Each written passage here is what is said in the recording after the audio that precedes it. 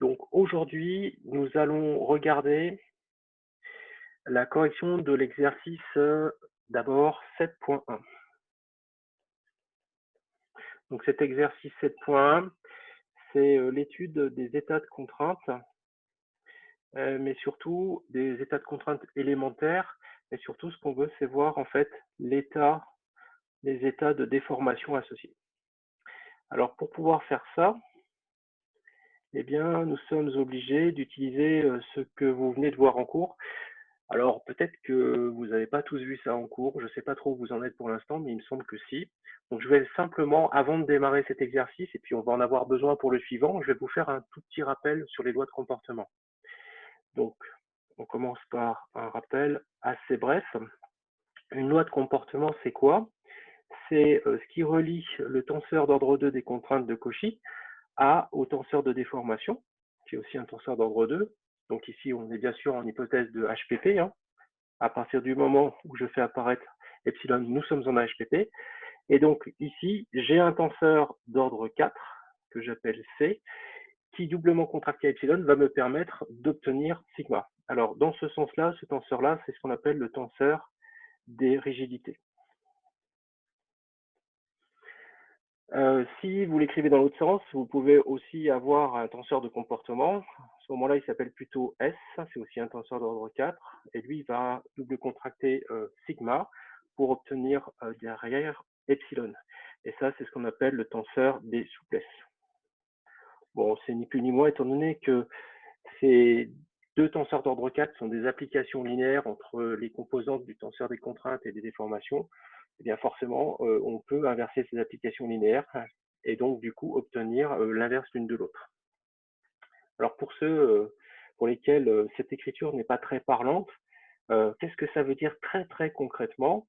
Eh bien ça veut dire qu'en fait, par exemple C, si j'essaye de l'écrire sous forme d'une fonction f, eh bien pour chaque composante, prenons par exemple la première pour sigma 1,1, eh bien ça veut dire que elle va être fonction, la fonction f, de toutes les composantes de epsilon.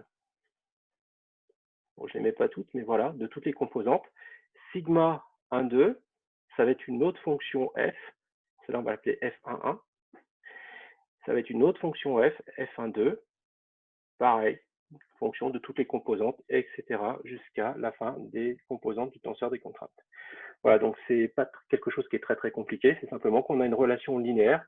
En plus, f1,1, f1,2 sont des relations linéaires entre les composantes, les unes par rapport aux autres. Alors, c'est assez ennuyeux parce que si vous vous souvenez bien, un tenseur d'ordre 4, eh bien, il a 81 composantes. Donc ça, c'est un peu horrible, 81 composantes. Donc on va chercher à se mettre dans des conditions pour avoir un petit peu moins de composantes. Quelque chose qui n'est pas forcément évident du premier coup, cette relation-là, ou sa petite sœur qui est juste dessous, c'est ce qu'on appelle la résolution du problème de fermeture. Et le problème de fermeture, pendant très longtemps, on a essayé de le résoudre en se disant peut-être qu'on peut le résoudre de manière purement mathématique. Et en réalité, non, ce n'est pas possible, ça a été démontré. Donc le problème de fermeture fait que obligatoirement, que ça soit C ou S, eh bien, les composantes de ces tenseurs sont toujours déterminées expérimentalement. J'insiste là-dessus parce que ça veut dire que malheureusement, ou heureusement, on va dire, pour cette matière qui est la mécanique des milieux continus, eh bien, l'expérience sera toujours indispensable. C'est-à-dire que vous ne pourrez pas vous passer à un moment donné de faire une expérience pour avoir ces fameuses composantes de ces tenseurs de comportement. Alors, je vous passe tous les détails, mais lorsqu'on arrive à faire des simplifications, entre autres du type de comportement de matériaux, eh bien, on peut arriver à un matériau qui est isotrope, pardon, et un matériau isotrope, eh bien, quelle que soit la direction de sollicitation, eh bien, il va avoir le même comportement.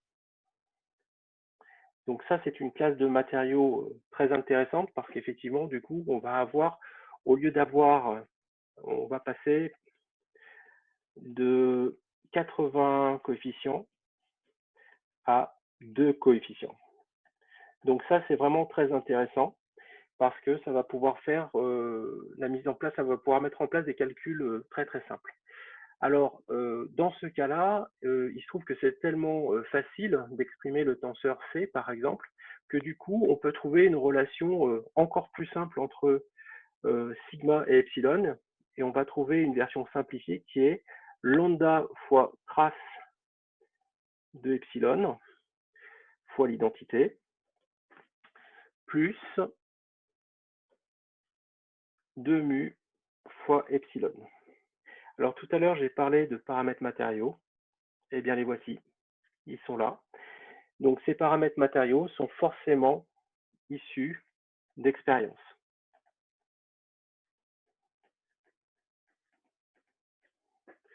Alors, l'autre loi, donc celle-ci, c'est celle qu'on appelle la loi de Lamé, dans ce sens-là. Et on peut l'exprimer dans l'autre sens, hein, bien sûr. Donc là, on va être plutôt du côté souplesse. Et donc, on peut aussi dire que c'est moins mu sur E, trace de sigma, fois l'identité, encore une fois, plus 1 plus mu sur E, facteur de sigma. Et là, mes paramètres matériaux, bien cette fois-ci, ils sont là. C'est mu et c'est E. Voilà, ça ce sont mes paramètres matériaux. Donc j'en ai encore une fois, j'en ai deux. Et ça, c'est ce qu'on appelle en fait la loi de Hooke. Alors, les paramètres matériaux, je ne vais pas tous vous les redétailler, mais E, c'est le module de Young, nu, le coefficient de Poisson, nu, en fait, nu ou G, c'est la même chose, hein. Nu, c'est complètement équivalent à G, et ça, c'est ce qu'on appelle le module de cisaillement transversal. Alors celui-là, je vous le donne parce qu'on va en avoir besoin pour l'exercice de TD suivant. Un autre coefficient que vous avez aussi vu normalement, c'est encore une autre forme d'expression de la loi de comportement. C'est la même chose que la loi de Lamé, si ce n'est qu'on va séparer notre tenseur des contraintes en sa partie sphérique, voilà, plus sa partie déviatorique. Vous savez que tout tenseur en fait d'ordre 2 peut se décomposer, symétrique, peut se décomposer en une partie sphérique plus une partie déviatorique. Et bien dans ce cas-là, ce qu'on peut montrer, c'est que la loi de Lamé se décompose en 3 lambda plus 2 nu, facteur de la partie sphérique de epsilon, plus 2 nu, la partie déviatorique de epsilon. Alors, cette façon d'écrire la loi de comportement est assez importante parce que c'est ce qui va ensuite nous permettre de calculer des énergies de déformation qui vont être plutôt de type changement de forme ou changement de volume. Je vous rappelle que tout ce qui est sphérique, ça va plutôt être relié à du changement de forme, alors que tout ce qui est déviatorique, plutôt relié à du changement de volume. Ce coefficient-là, on l'appelle K, et ça, en fait, K, c'est le module de compressibilité.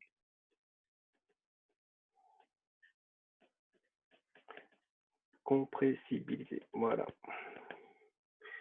Alors celui-ci, il est extrêmement physique, hein, parce que vous prenez une petite sphère, voilà, vous mettez un chargement sur cette sphère avec une variation de pression.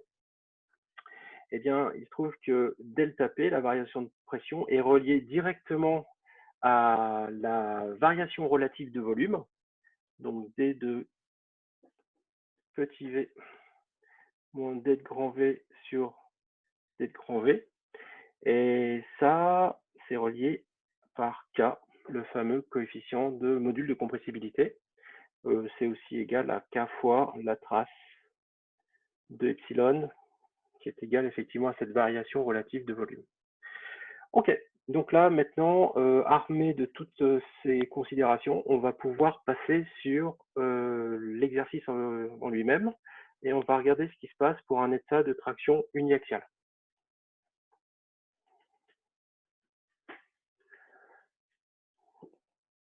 Alors, pour cet état de traction uniaxiale, ça veut dire quoi? Ça veut dire que notre tenseur des contraintes n'a qu'une seule composante, qu'on va appeler sigma A1, donc qui est un scalaire, c'est une composante, suivant la direction de traction qui va être ici prise arbitrairement à E1.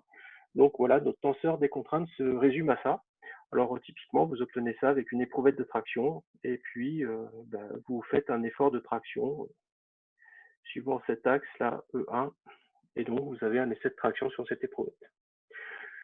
Ce que je vous propose aussi, j'aurais dû le faire avant, eh bien ça, cette relation-là, on va l'appeler la relation 1. Ensuite, celle-ci, ça va être la relation 2. Et celle-ci, voilà, et celle qui est en bas, là, ça va être la relation 3. Alors pourquoi? Parce que je vais m'y référer sans arrêt, donc histoire que vous les ayez bien en tête. Voilà. Donc pour cet essai de traction, j'ai plusieurs façons de procéder. Donc je peux utiliser la relation 2.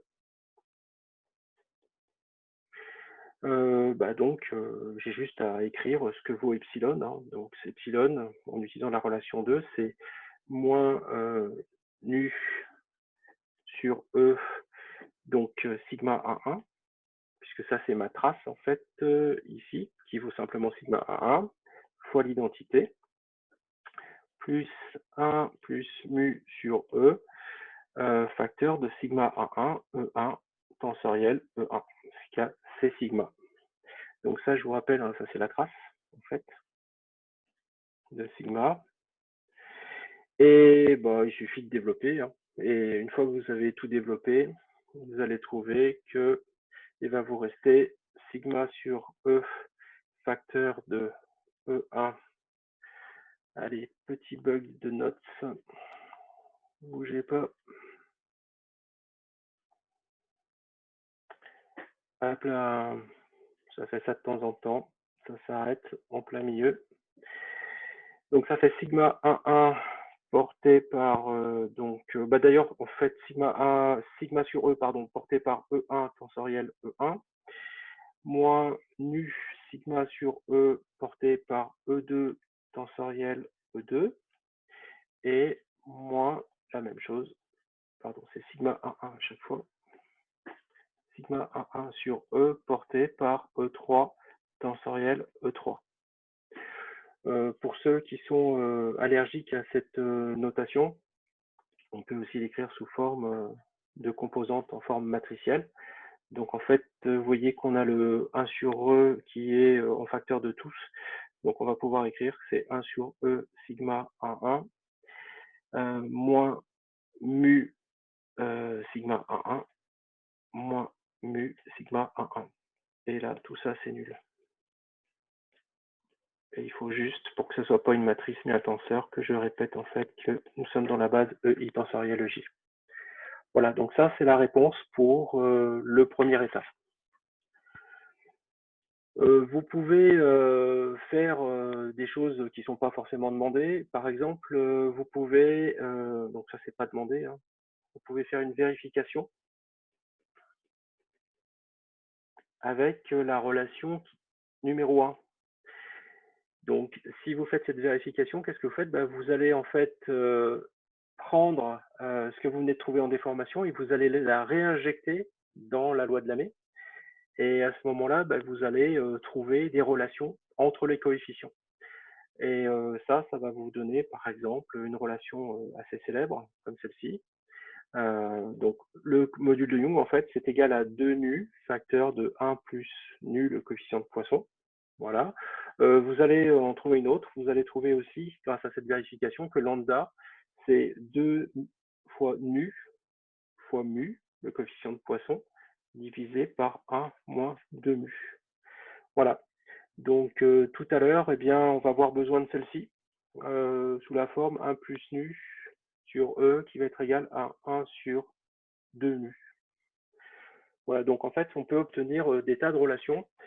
Si vous allez sur Wikipédia et que vous tapez module de Young, vous allez tomber en fait sur toutes les relations, enfin toutes, non pas toutes, mais une grosse partie des relations qui existent entre les différents coefficients des matériaux élastiques isotropes. Le deuxième état de contrainte qu'on veut voir, c'est le cisaillement. Alors, un état de contrainte en cisaillement, il s'écrit comme ça. C'est par exemple ici, c'est un cisaillement en fait dans le plan E1, E2. Voilà, donc votre état de contrainte va se résumer à ça. Encore une fois, pour ceux qui préfèrent l'écriture matricielle, il n'y a pas de problème, ça donne quelque chose comme ça. Tau, c'est un scalaire, hein. C'est ma composante, donc sous forme d'un scalaire. Donc ça, c'est ce qu'on appelle un essai de cisaillement. Et donc, si tout va bien, bah, vous pouvez par exemple utiliser la relation 3.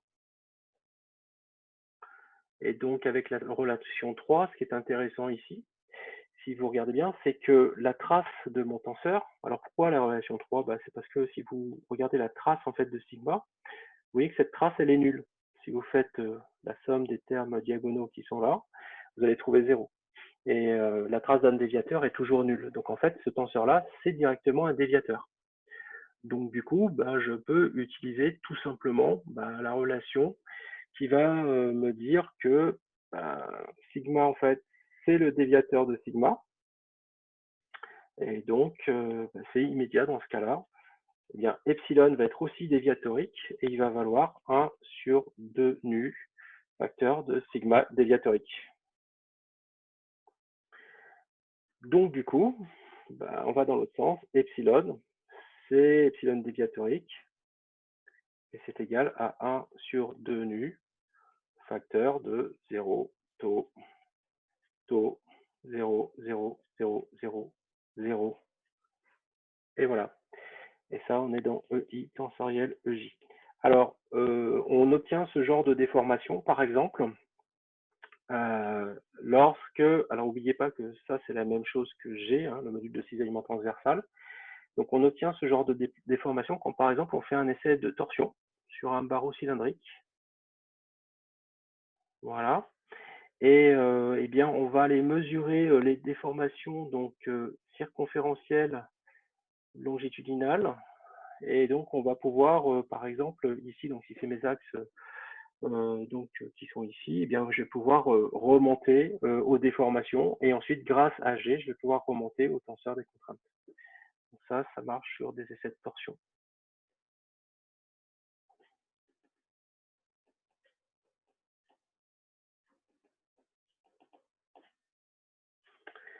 On pourrait faire la même chose, mais avec la relation 2. Ouais, ça c'est tout à fait possible aussi. Et donc à ce moment-là, c'est tout aussi rapide, hein. Ça fait moins mu sur E, facteur de 0 parce que la trace est nulle fois l'identité, plus 1 plus mu sur E fois sigma. Et en fait, ce qu'on a vu juste là, c'est que 1 plus mu sur E, c'est 1 sur 2 nu, donc 1 sur 2G. Et donc, du coup, eh bien, vous avez directement la réponse. Ça fait 1 sur 2 mu fois sigma. Et voilà, on retrouve exactement la même chose. Une petite pause, histoire de voir si des gens ont des questions. Vous levez la main si vous avez une question et vous prenez la parole.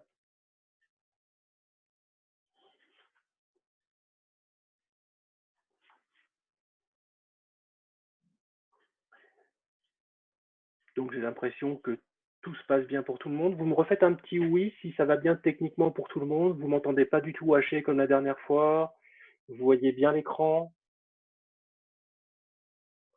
Je suis passé aussi sur fond noir parce que je me suis aperçu que c'était moins fatigant pour les yeux. Alors je sais pas ce que vous en pensez, mais moi je trouve que ça va quand même nettement mieux. Les gens qui ne répondent pas oui, c'est qu'ils m'entendent pas ou c'est qu'ils ont oublié. Marius, Mariano par exemple, Arthur, Arthur Boiteux parce qu'il y en a peut-être plusieurs.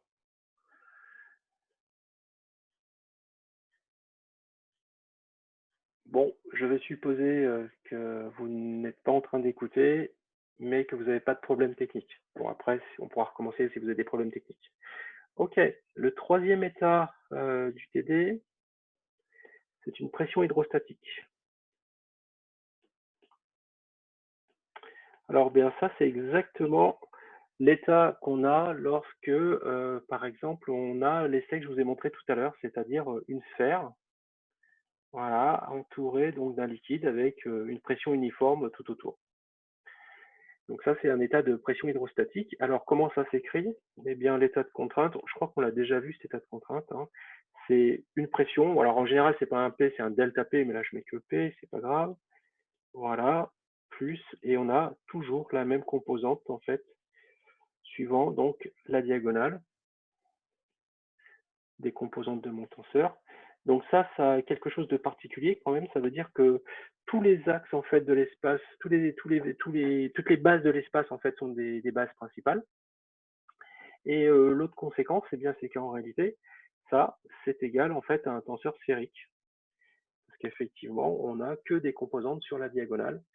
Et bah, donc du coup, il suffit que j'utilise la relation 3. Et la relation 3, elle me dit que epsilon sphérique, eh bien, c'est égal à 1 sur 3K sigma sphérique.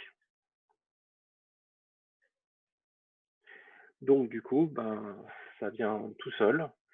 Je peux éventuellement remplacer le 3K par sa valeur en fonction de lambda et nu.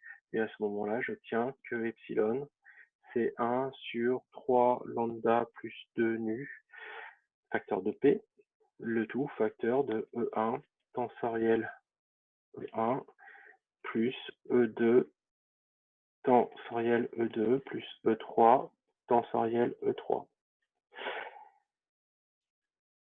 Vous pouvez aussi faire une autre vérification. Alors, je ne vous la fais pas complètement, mais si vous prenez 2, bah, ça va vous permettre de montrer que K, en fait, c'est égal à E sur 3 facteurs de 1 moins 2 nu. Voilà, donc ça, c'est quelque chose que vous pouvez voir. Si vous utilisez la relation 2, bah, vous allez vous trouver, en identifiant avec ce qu'on vient de trouver là, vous allez trouver effectivement ce qu'on a comme relation entre E et nu, le coefficient de Poisson.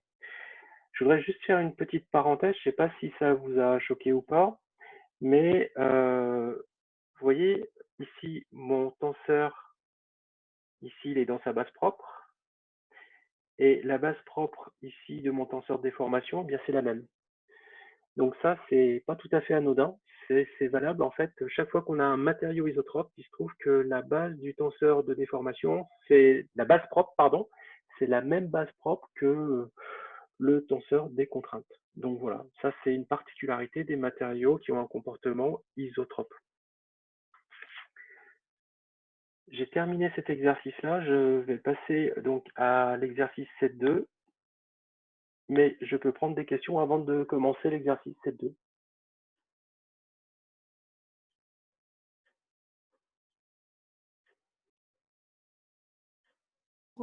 Pour préciser, c'est la partie sphérique qui représente le changement de volume et la partie déviatorique, le changement de forme. C'est tout à fait ça, oui. Okay.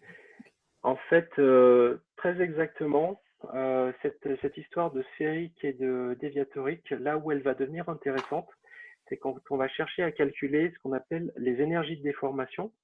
Donc l'énergie de déformation par unité de volume, en général, on appelle petit e. Petit e, donc ça, c'est l'unité de cette chose-là, c'est des joules par mètre cube, hein. Donc c'est en fait une énergie par unité de volume, ça c'est son unité. Elle est égale à 1,5 de sigma double contracté à epsilon. Vous voyez? Et donc, ce qui est intéressant, c'est de voir que, alors ça se démontre, hein, bien sûr, qu'en fait, cette énergie, elle peut être séparée en deux, une énergie de changement de forme, plus une énergie de changement de volume. Alors, vous allez vite comprendre à quoi ça sert. Très concrètement, ici, ça veut dire que cette énergie va se décomposer en 1,5 de sigma déviatorique double contracté à epsilon déviatorique. Ça, c'est mon énergie de changement de forme, plus sigma volumique, pardon, sphérique, je vais y arriver, double contracté à epsilon sphérique. Voilà. Et ça, c'est mon énergie de changement de volume. Volume, forme. Alors, la plupart des matériaux qu'on utilise pour faire de la conception mécanique, eh bien, ce sont des matériaux qui sont très sensibles à l'énergie de changement de forme. Dit autrement, ça veut dire que, par exemple, vous allez avoir des matériaux comme l'acier, comme l'aluminium, qui vont avoir tendance à plastifier, voire à casser, surtout sur des cisaillements. Et l'énergie de changement de forme, c'est celui qui provoque, enfin l'énergie de changement de forme, c'est l'énergie qui provoque le plus de cisaillement. Puisqu'en fait, vous voyez, si vous avez que des tenseurs sphériques, eh bien, vous n'avez aucun cisaillement puisque vous n'avez pas de changement de forme. Et il se trouve que du coup, comme c'est vraiment en général les critères qui nous intéressent, eh bien ça, très intéressant de connaître en fait cette énergie-là. Alors c'est tellement intéressant qu'on en a fait même un critère de contraintes équivalentes. Et en fait, c'est sur cette énergie de changement de forme qui est basée quelque chose que vous connaissez peut-être déjà qui s'appelle la contrainte équivalente de von Mises.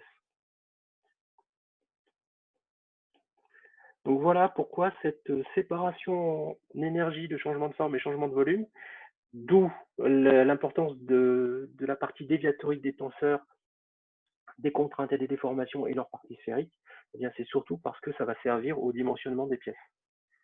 Voilà, c'était juste un petit complément par rapport à la question. S'il n'y a pas d'autres questions, je passe à la suite et on attaque donc l'exercice 7.2. Alors l'exercice 7.2 ressemble à un exercice qu'on a déjà fait. À la seule différence près, c'est que cette fois-ci, on ne va pas partir d'un tenseur des contraintes, parce que comme la dernière fois, on est parti d'un tenseur des contraintes, on a postulé le tenseur des contraintes. Cette fois-ci, en fait, on va partir d'un champ de déplacement. Donc à mon sens, en fait, ce type d'exercice, c'est vraiment le premier exercice qui est un exercice physique, à mon sens, parce que il est très proche en fait d'une expérimentation.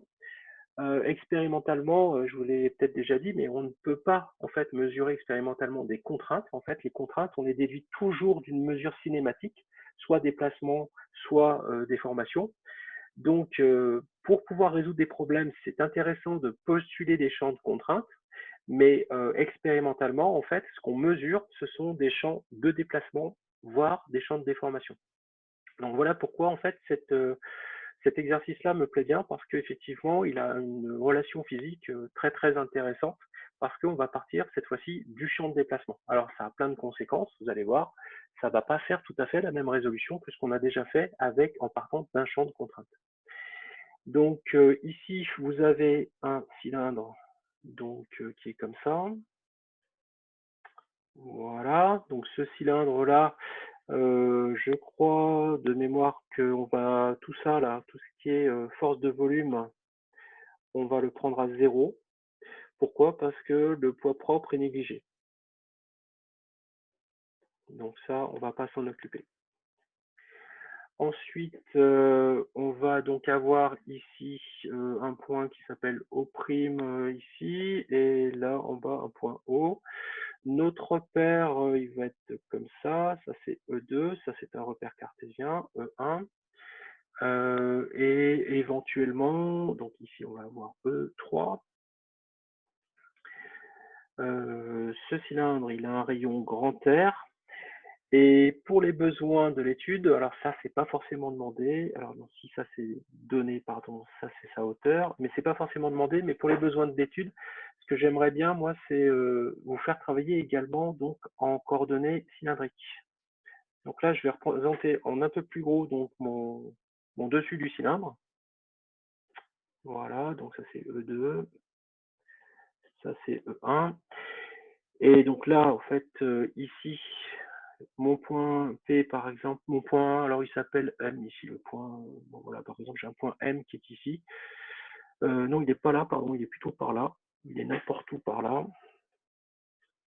Et donc, ce point M, je vais pouvoir le repérer également donc avec un repère cylindrique, en mettant donc en ce point-là θ. Suivant cette direction-là, ça va être je sais plus comment je l'ai appelé, si je l'ai appelé euro ou je l'ai appelé euro. Donc euro, voilà. Et puis il va être repéré par l'angle θ qui est là et par la distance qui est ici, qui s'appelle ρ. Je crois que j'ai à peu près tout. Et dans l'énoncé, on vous dit que ce point-là va se déplacer après transformation parce que cette droite-là va bouger. Elle va bouger d'un angle delta θ, qui est tout petit. Et donc, mon point qui était là va se placer en M', qui est ici. Donc, mon point M, il était là. Et il va se placer en M'. Donc, la particularité, c'est que mon point qui est ici, qui est O', là, eh bien, ce point O'M, en fait, c'est la même distance que OM', c'est-à-dire que ρ est constant, en fait, au cours de la rotation. Alors, la chose qu'on me dit aussi, c'est que ce delta θ, là, il est fonction de x3.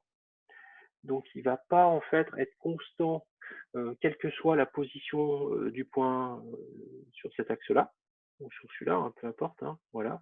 Donc, en fonction de l'altitude, c'est-à-dire en fonction de x3, eh bien, mon delta θ va varier.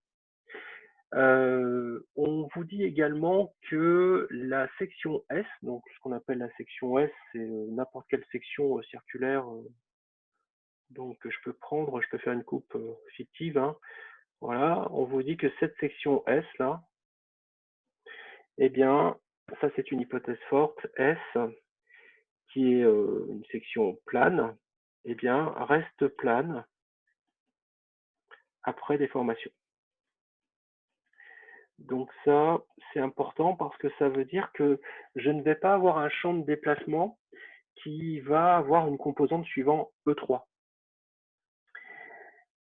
Donc ça, c'est vraiment très très intéressant. La seule chose que j'ai encore oublié, c'est que ici, on me dit que la face inférieure, eh bien, j'ai U sur cette face inférieure qui est égale à 0.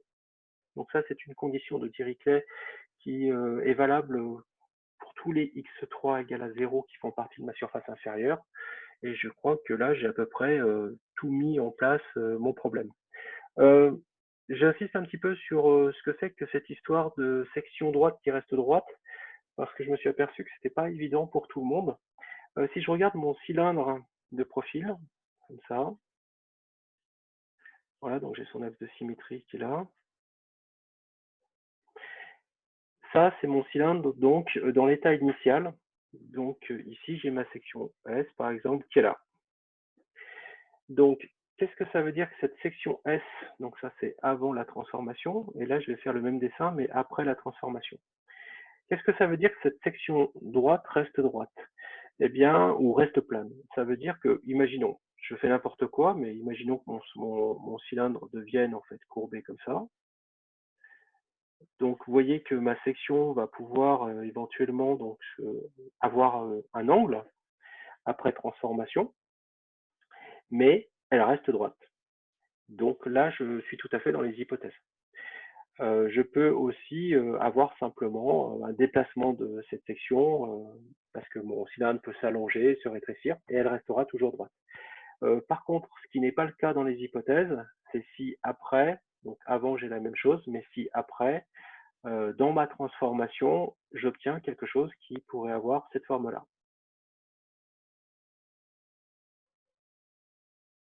Et donc ma section au milieu, par exemple, va prendre cette forme-là. Là, ma section ne reste plus plane. Donc là, je ne suis pas du tout dans le cadre de ces hypothèses-là. Voilà, donc je vais vraiment rester que dans le cadre des sections planes qui restent planes. Ok, donc maintenant qu'on a posé le problème, eh bien, on peut commencer à le résoudre. Donc la première question vous dit que montrer au premier ordre, alors je pense que le mot premier ordre a beaucoup d'importance, hein. Il faut qu'on montre au premier ordre que le champ de déplacement U, en tout point en fait de ma structure, en tout point de mon solide, il est égal à moins x2 delta θ suivant E1 et plus x1 delta θ suivant E2. Donc U, c'est le champ de déplacement en tout point M, élément de oméga. Oméga, ça serait toute mon éprouvette là. Ça, c'est tout mon volume. Oméga, c'est mon éprouvette. Bon, bah ça peut se faire encore assez simplement. Il n'y a pas trop à réfléchir. Il suffit d'écrire les coordonnées du point M, les coordonnées du point M'. Donc, si on écrit, alors je sais plus comment je l'ai appelé mon origine. Je l'ai appelé O', bon, ça n'a pas l'air trop d'importance. Donc, si on écrit en fait les composantes de OM', ben, si vous regardez le dessin, c'est rho cosinus θ, rho sinus θ. Là, je suis dans mon repère EI. Il faut que je fasse attention parce que bien vous préciser à chaque fois mes repères, hein, puisque si vous regardez bien, là, je suis dans EI avec I qui varie de 1, 2 à 3. Et je pourrais très bien aussi écrire OM' ou OM, en fait, par exemple, ça c'est O'M, pardon. Je pourrais très bien l'écrire dans le repère cylindrique. OM dans le repère cylindrique, c'est ça, hein. Voilà. Donc ça, c'est OM. Alors non, si c'est pas complètement ça, parce qu'en réalité, j'ai une troisième composante. Donc ici, normalement, je devrais rajouter x3 fois E3. Voilà. Donc ça, c'est obligatoire. Là, ici, vous voyez, je ne me suis pas embêté, mais normalement, il faudrait que je rajoute x3 ici. Étant donné que je vais calculer le champ de déplacement uniquement dans le plan E1, E2, parce que c'est ce qu'on me demande, et en fait, on va effectivement avoir U3 qui vaut 0 parce que le x3 ne bouge pas. Donc, on y va. Du coup, il me faut également les coordonnées du point M'. Alors, le point M', bah, c'est la même chose. Sauf que l'angle, c'est plus θ, c'est θ plus delta θ. Alors, je ne vais pas mettre à chaque fois le 2x3 parce que ça va faire un petit peu trop long. Donc, je vais simplement en fait mettre systématiquement delta plus delta θ. Voilà. Donc, pour trouver le champ de déplacement, bah, j'ai juste à écrire ce que c'est que la définition de U. U, c'est petit x moins grand X. Donc, en fait, ça, c'est grand X. Et ça, c'est petit x, c'est-à-dire mes deux vecteurs position, l'un dans la configuration initiale, l'autre dans la configuration finale ou instantanée en fait, hein, ça veut dire la même chose. Instantané ou final, c'est pareil. On lit aussi des fois la configuration déformée. Donc à partir de là, j'ai plus qu'à faire le calcul. Ici, c'est cosinus θ plus delta θ moins rho cosinus θ. Et là, c'est rho sinus θ plus delta θ moins rho sinus θ. Voilà. Bon, et je suis toujours dans la même base, donc la base cartésienne. Du coup, ce que je peux faire, c'est éventuellement donc splitter ce cosinus et ce sinus-là, et donc avec les formules trigonométriques, vous allez trouver que ça vaut, on peut mettre le rho en facteur, hein, parce qu'il est valable pour les deux.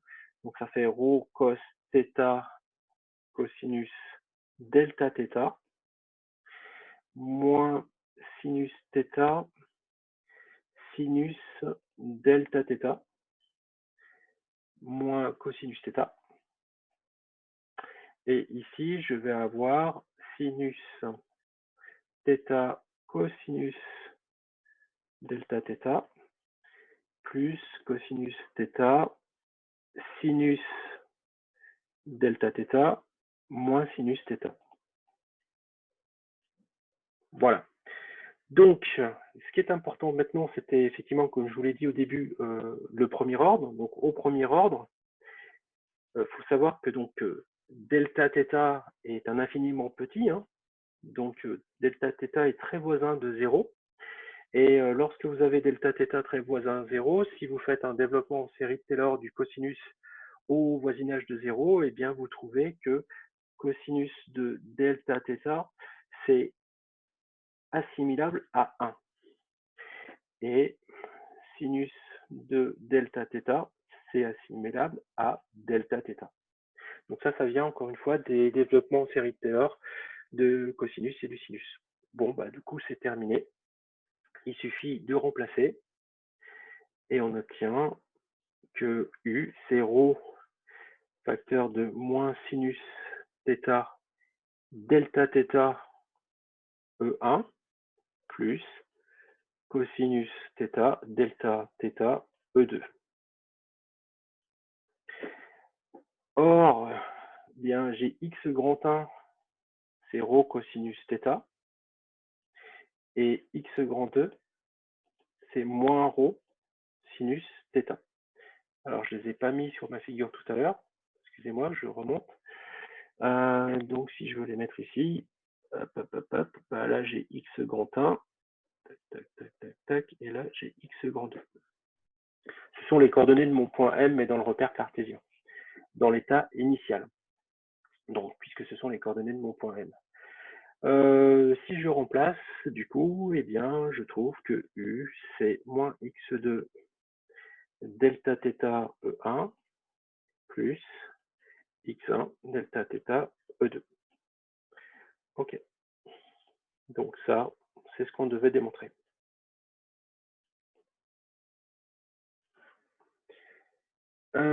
Quelque chose que je ne vous ai pas dit, c'est que systématiquement, je vais essayer, donc je surlignerai d'une autre couleur, j'ai essayé de vous faire les calculs à la fois en cartésien et en cylindrique pour vous montrer que de toute façon, on trouve la même chose. Par contre, il y a quelques fois, c'est plus facile de faire les calculs en cylindrique, mais on s'en sort aussi en cartésien si on a un bon logiciel de calcul formel. Donc, chaque fois que je vais donner un résultat en cylindrique, je l'encadrerai non pas en jaune, mais plutôt en rouge. Donc ici, si vous considérez que Eθ, alors Eθ, on ne l'avait pas encore calculé, c'est moins sinus θ cosinus θ, dans EI, eh bien, en fait, votre résultat, bah là, on voit déjà que ça va être beaucoup plus simple, hein. C'est ρ delta θ fois Eθ. Voilà, donc ça, c'est la même chose, hein. C'est ça que vous voyez qu'ici, on est dans la base cylindrique. Voilà. Est-ce que vous avez des questions sur cette partie-là?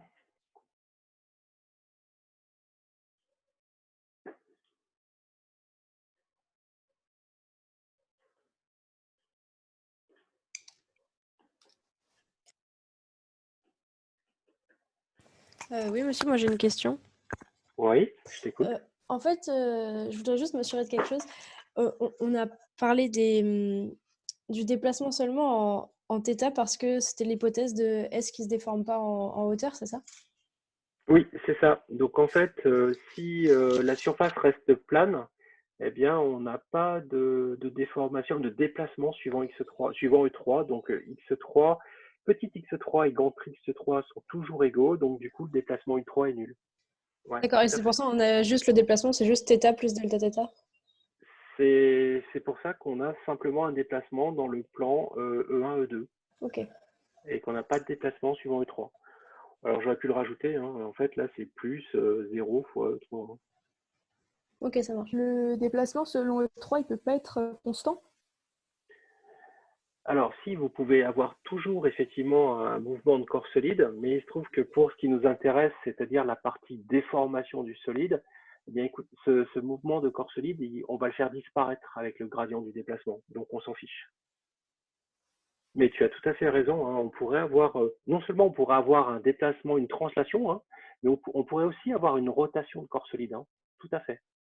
Mais sauf que comme là, on va s'intéresser qu'aux déformations, puisqu'après, il va falloir passer aux contraintes avec la loi de comportement, on suppose, mais c'est une supposition, hein, que ces déplacements-là sont nuls. C'est-à-dire qu'on n'a pas de translation, pas de rotation de corps solide. Ça, c'est quelque chose qui est systématiquement non dit dans les problèmes de mécanique des milieux continus, parce que ça semble évident. Mais votre remarque fait penser qu'effectivement, c'est pas si évident que ça, et c'est une très bonne remarque. Donc, effectivement, on considère tous les mouvements de corps solide nuls, en fait. Ça répond à votre question? Oui, merci. Ok. Donc, maintenant, on nous demande de calculer le tenseur des déformations. Donc, on va reprendre tout simplement la définition du tenseur des déformations, qui est 1/2 du gradient du déplacement plus la transposée du gradient des déplacements. Alors, vous avez certains enseignants qui appellent ça, en fait, le gradient de U, et c'est la partie symétrique. Bon, la notation est beaucoup plus sympa parce qu'effectivement, vous écrivez moins de choses. Le gradient, donc, vous pouvez le calculer en coordonnées cartésiennes ou en coordonnées cylindriques. Je vous le rappelle pas, hein, vous le prenez dans votre formulaire, le gradient de U dans ce cas-là, si vous faites le calcul à partir du champ de déplacement que vous avez juste avant. Donc la première composante, c'est D2U1 sur DX1, donc ça va faire 0. La deuxième sur la ligne, la deuxième colonne, ça va faire D2U1 sur D2X2, donc là on va trouver moins delta θ. Ensuite, D2U1 sur D2X3, vous allez trouver moins X2, la dérivée de delta θ par rapport à X3. Oui, il ne faut pas oublier que delta θ, en fait, même si j'ai arrêté de mettre que c'était une fonction de X3, ça reste une fonction de X3, bien sûr. Ensuite, si vous faites la dérivée de U2 par rapport à X1, vous allez trouver plus delta θ. La dérivée de U2, pardon, la dérivée de U2 par rapport à X1, c'est ça. Et la dérivée de U2 par rapport à X2, vous allez trouver 0, parce qu'il n'y a pas de terme en X2. Et celle-ci, vous allez trouver X1, dérivée de delta θ sur dx3. Et enfin, aucune déformation sur cette partie-là, donc sur cette ligne. Donc là, je suis dans ma base EI tensorielle EJ. Et là, j'ai fait un calcul donc dans ma base orthonormée. Donc J et I varient de 1, 2, 3. Et ça, c'est ni plus ni moins que la définition de mon gradient en coordonnées cartésiennes. OK. Je peux faire, ça c'est un résultat intermédiaire intéressant. C'est pas le résultat final, mais néanmoins, donc ce résultat-là, je vais juste, pardon, je vais juste le surligner en jaune parce qu'il va pouvoir m'intéresser pour la suite. Je peux faire exactement le même calcul, mais cette fois-ci, je peux le faire en coordonnées cylindriques. Donc, je vous laisse vous référer à votre formulaire d'analyse qui est sur Moodle, qui va vous permettre donc de trouver le gradient en coordonnées cylindriques. Donc, vous partez bien sûr, hein, faites attention, hein, vous partez bien sûr du U en coordonnées cylindriques, hein, donc celui qu'on a écrit tout à l'heure. C'était celui-ci, hein, pour rappel. Et donc là, si vous le calculez en coordonnées cylindriques cette fois-ci, eh bien, vous allez trouver pas la même chose, hein, forcément. Moins delta delta, 0, plus delta θ, 0, rho, dérivée de delta θ sur d de x3, 0, 0, 0.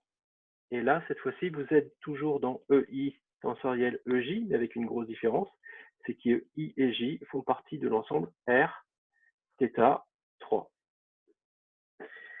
Voilà, donc ça c'est un résultat qui va nous intéresser aussi pour tout à l'heure, quand on va vouloir calculer le tenseur déformation, mais cette fois-ci en coordonnées cylindriques.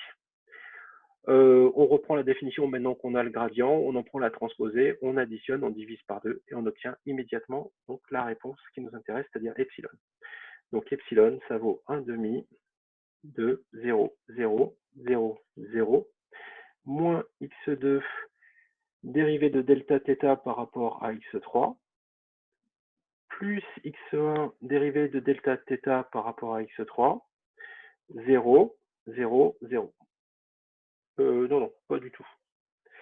J'étais un petit peu vite. En fait, on va faire ça, ça, parce qu'il est symétrique, donc c'est la même valeur que celle qui est là-haut.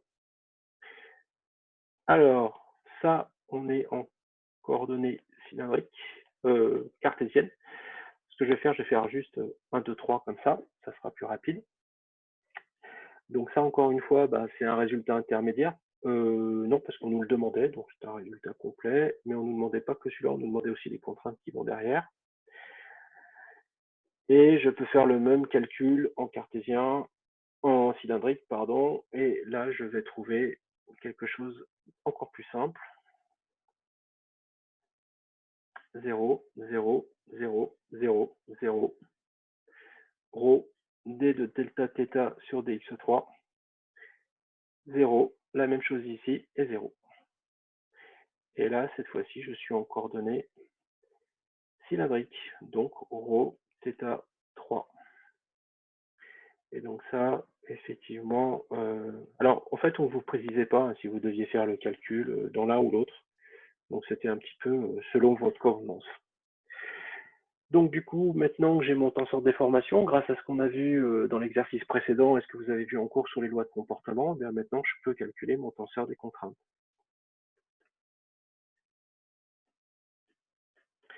Alors, une petite parenthèse quand même. Ici, le tenseur de déformation que j'ai trouvé, alors ça c'est pour un petit clin d'œil par rapport à un exo de l'IE que vous avez eu, ce tenseur de déformation, comme je l'ai obtenu à partir d'un champ de déplacement, eh bien, il vérifie obligatoirement les équations de compatibilité. Donc, si je pars en fait d'un champ de déplacement et je calcule un tenseur de déformation, les équations de compatibilité sont obligatoirement vérifiées, puisqu'en réalité, les équations de compatibilité sont à vérifier uniquement si on part d'un tenseur de déformation et qu'on cherche à réintégrer pour obtenir le déplacement. Et cette réintégration, elle n'est possible que si les équations de compatibilité sont données. Donc, si on vous donne un tenseur des contraintes, voire pire, un tenseur de déformation, voire pire, un tenseur des contraintes, eh bien, quoi qu'il arrive, vous êtes obligé de vérifier les équations de compatibilité pour savoir s'ils sont justes. Alors, quand on dit juste, c'est-à-dire, est-ce qu'ils ont une réalité physique? C'est-à-dire, par exemple, ils vont nous permettre de retrouver un champ de déplacement qui est continu. Voilà.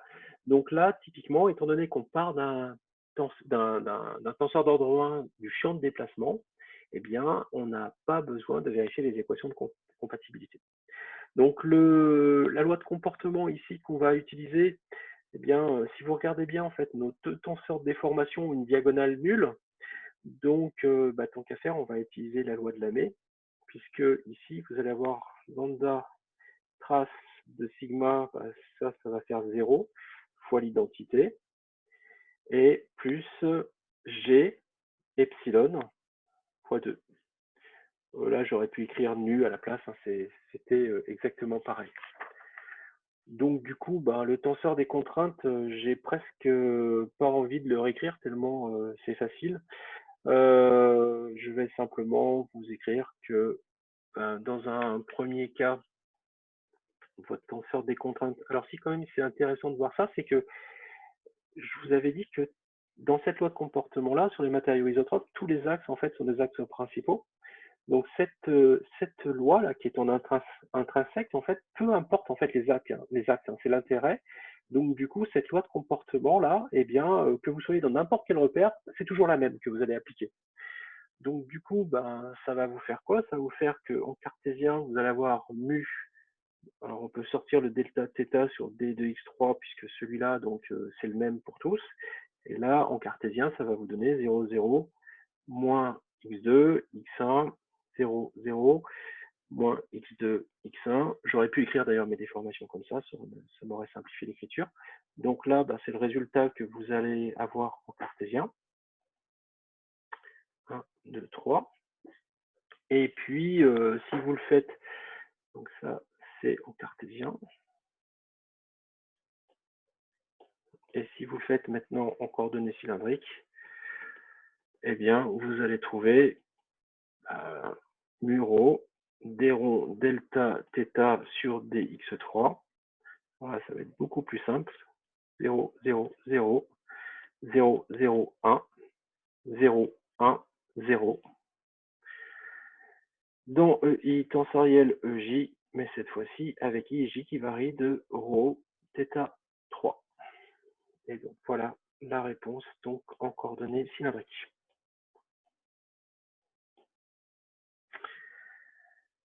Voilà.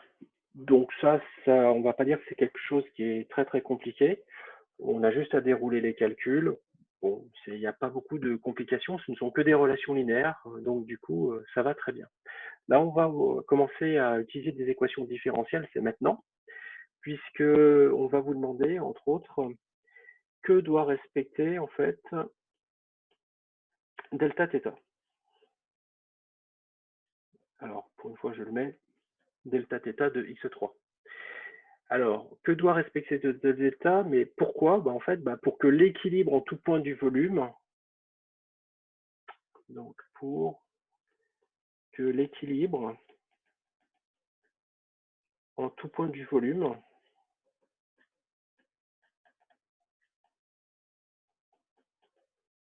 soit respecté. Alors, faites attention, les équations d'équilibre dans le volume, il n'y en a pas qu'une, il y en a deux. La première, c'est l'équation au moment qui vous dit que sigma doit être égal à sa transposée. C'est-à-dire que sigma doit être symétrique. Ça, c'est l'équilibre en moment en fait qui vous fait arriver à cette conclusion-là. Donc, si on veut que sigma soit symétrique, il faut déjà qu'effectivement on vérifie que sigma soit symétrique. Là, c'est pas très dur de vérifier qu'effectivement sigma est symétrique. Donc, cette chose-là, on la coche, c'est respecté. La deuxième équation d'équilibre qu'on doit respecter dans tout le volume, ici, je vous rappelle qu'on a FD qui vaut 0. Donc, du coup, il faut simplement qu'on respecte la divergence de sigma doit être égale au vecteur nul. Donc, du coup, eh bien, on va, par exemple, alors, ici, celle-là, je l'ai appelée la relation 1 et celle-là, la relation 2. Donc, si, voilà, on part de 1, donc, en fait, on part de l'équation en coordonnées cartésiennes.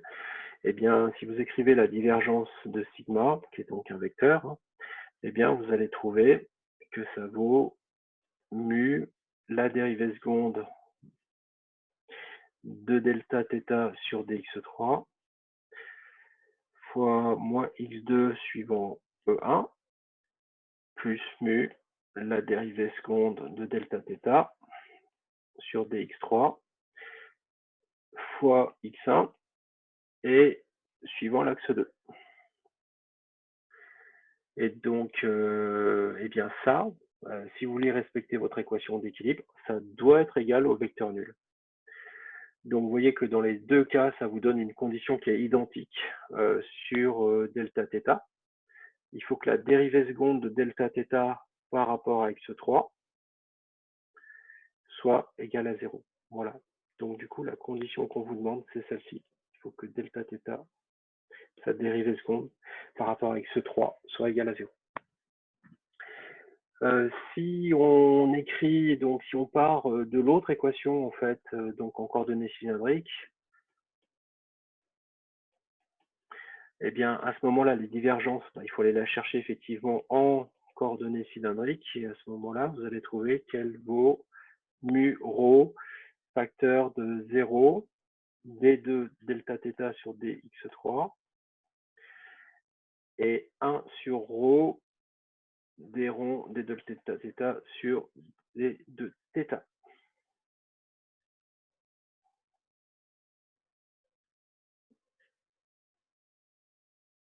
Donc là, vous êtes dans EI, mais cette fois-ci de rho θ 3. Et donc, ce truc-là doit être égal à 0. Et donc là, ça vous donne la même condition que tout à l'heure. Ça vous donne la condition que delta, la dérivée seconde de delta θ sur dx3 doit être égal à 0. Voilà. Alors, en toute rigueur, ça vous en donne une autre. Ça vous donne aussi que, parce que ça, en fait, c'est un vecteur, ça vous en donne une autre. Ça vous donne aussi la condition, il faut que la dérivée par rapport à θ, en fait, soit égale à 0. Voilà, mais celle-ci, on ne va pas s'en servir ici.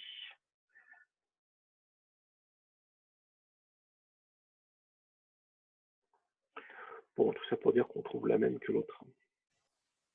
Et le fait qu'en cartésienne, on trouve qu'une seule des deux conditions, ça Oui. ça pas de problème. Parce que du coup, il nous manque le fait que la dérivée de delta θ par rapport à θ, ça doit être égal à 0. En fait, celle qui nous est donnée en plus nous dit que vous devez avoir, on va dire, une variation constante suivant θ. C'est tout. Il vaudrait mieux, parce que si vous n'avez pas ça, ça voudrait dire que suivant le point que vous êtes en train de regarder, suivant l'angle que vous êtes en train de regarder, eh bien, les déplacements ne seraient pas identiques, ce qui n'est pas possible. Vous voyez, si vous êtes sur un point et que vous avez un point qui est juste derrière qui n'a pas le même déplacement, du coup, ça ne marcherait plus, il se rentrerait dedans, quoi. Donc, il faut que tous les déplacements soient identiques. C'est ce que ça veut dire. Et effectivement, quand vous êtes en repère cylindrique, c'est obligatoire. Sinon, ça ne fonctionnerait pas. Donc la condition, en fait, on ne peut pas en faire grand-chose, on va dire, sur delta θ en lui-même. Ça nous impose simplement que Uθ, finalement, ici, donc, il est nul. Alors ensuite, du coup, ben, ces deux équations qui sont identiques, les deux équations différentielles qui nous intéressent ici par rapport à x3, en fait, je vous dis ça, mais c'est un peu idiot ce que je raconte, parce que en réalité, non, c'est pas tout à fait idiot, mais n'empêche que, zut, de toute façon, ce truc-là, là, il vaut 0. Donc en fait, c'est pour ça que c'est évident, c'est parce qu'on a fait l'hypothèse que de toute façon, delta θ ne dépendait que de x3. Donc oubliez ce que je vous ai dit, de toute façon, celle-là, c'est 0 égale 0. Mais si on n'avait pas fait cette hypothèse-là, eh bien, en fait, ça nous imposerait qu'effectivement, on ait en fait que des composantes suivant Uθ qui soient toutes identiques quand on est à un ρ donné. C'est ce que ça nous imposerait. Voilà. OK. Donc là, c'est pas le cas parce qu'effectivement, on a fait l'hypothèse que delta θ, en fait, ça c'est le piège d'avoir laissé tomber le fonction de x3 n'est fonction que de x3. Donc du coup, on se retrouve bien avec la même équation différentielle et du coup, ça veut dire qu'on peut l'intégrer, cette équation différentielle. Donc delta θ de x3, du coup, on pourrait l'écrire sous la forme ax3 plus b. Ce b là, on pourrait l'enlever tout de suite en fait, parce que si on cherche à calculer de delta θ en x3 égale 0, eh bien, il ne faut pas oublier la condition limite, il vaut 0 en fait, ce delta θ. Donc ça entraîne que b égale 0. Du coup, en fait, on pourrait même dire que delta θ, c'est simplement ax3. Voilà, donc la forme qu'il faut trouver pour delta θ, c'est ça.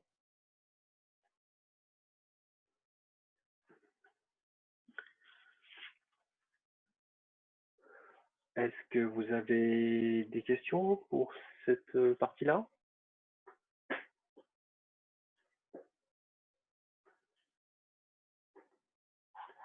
Encore un petit point technique, tout va bien pour tout le monde? Un petit oui si vous êtes encore parmi nous.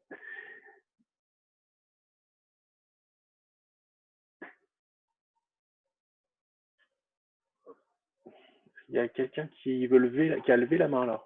Non, mais il s'est peut-être trompé. Vous avez d'autres petites icônes qui disent si vous cliquez là-dessus, par exemple, ça veut dire que je vais trop vite, donc il faut que je ralentisse. Et si vous cliquez là-dessus, ça veut dire que vous vous embêtez sérieusement qu'il faut que j'accélère. Vous voyez, la petite icône bleue là, c'est pour accélérer. La petite icône ici, c'est pour ralentir. Donc on va les utiliser maintenant et vous me dites en fait s'il faut que je ralentisse ou s'il faut que j'accélère dans mon débit.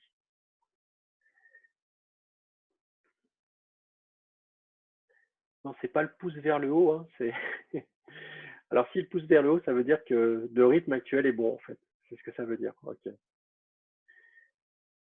Bon, il y en a plein qui ont le pouce bleu en l'air, donc ça veut dire que le rythme a l'air bon pour la plupart. Ok. Donc du coup, maintenant, on va faire ce qu'on fait tout le temps finalement. Une fois qu'on a vérifié l'équilibre en tout point du volume, alors là, on l'a pas vraiment vérifié, mais ça nous a donné une condition sur une hypothèse cinématique qu'on a faite pour que cet équilibre soit vérifié.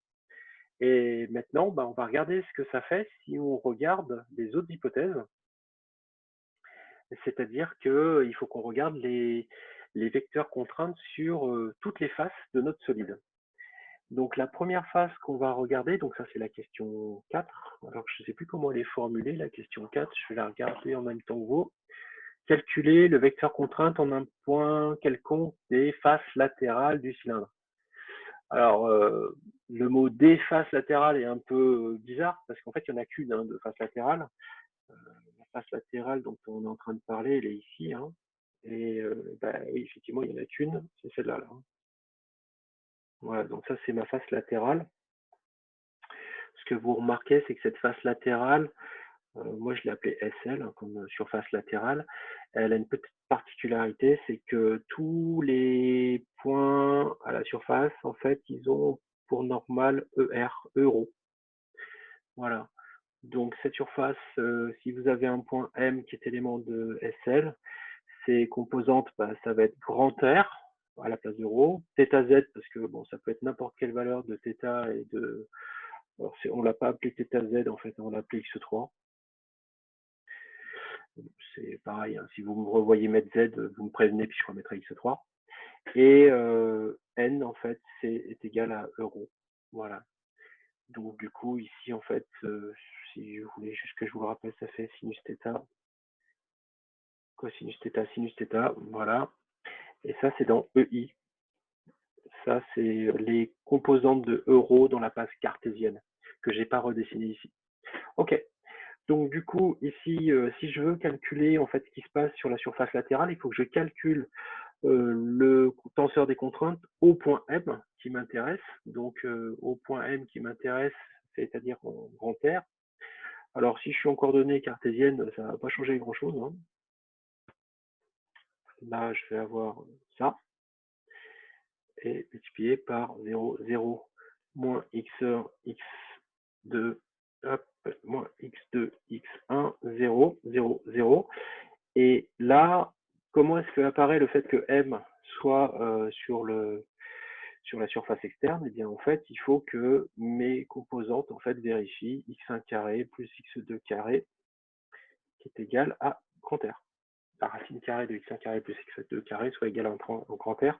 Ça, c'est ce qui va faire que m appartient à SL en fait. Voilà, donc une fois que j'ai fait ça, j'ai plus qu'à qu'est-ce que j'ai fait ici? J'ai écrit n'importe quoi sur ma correction. J'ai plus qu'à calculer en fait le vecteur contrainte en ce point-là. Donc il vaut sigma scalaire n, c'est-à-dire donc mu delta θ toc toc toc dérivée de delta θ sur dx3 facteur de 0, 0, moins x2, 0, 0, x1, moins x2, x1, 0, multiplié par cosinus θ, sinus θ et 0. Ça, c'est n. En fait, je vous rappelle que R, n, c'est euro. Eh bien, ça va me faire 0, 0, 0, c'est-à-dire le vecteur nul. Donc ça, je suis toujours dans EI, et là, je suis dans la base cartésienne. Alors, ça tombe bien parce que ma surface en fait, latérale, je n'ai rien qui a été appliqué dessus. Alors, en fait, il ne faudrait pas que je dise comme ça. Il faudrait plutôt que je dise que je trouve que si je veux que mon solide soit en équilibre, eh bien, ce T là doit être égal à la densité des forces surfaciques externes, c'est-à-dire ceux qui sont donnés. Hein. Le petit d, je vous rappelle, veut dire donné.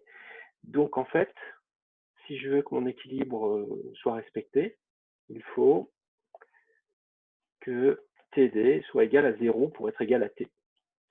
Donc ça veut dire quoi? Ça veut dire que concrètement, SL, c'est une surface libre. Parce que c'est la définition d'une surface libre. Une surface libre, il faut que TD soit égal à 0. C'est-à-dire que je n'ai pas de densité d'effort surfacique sur cette surface. Ok, ça c'est le premier point. On peut faire exactement le même calcul en coordonnées cylindriques. Je vous le fais juste très vite fait. Hein. C'est pas là où ça va vraiment porter ses fruits.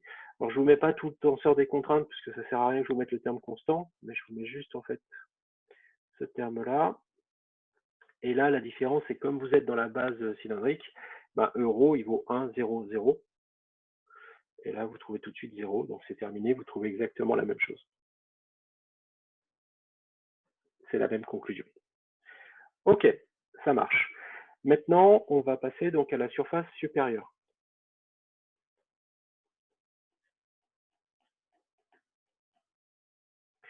Alors, cette surface supérieure, donc si je fais un tout petit dessin, voilà, je ne vais pas le faire complètement. Ça, c'est 3.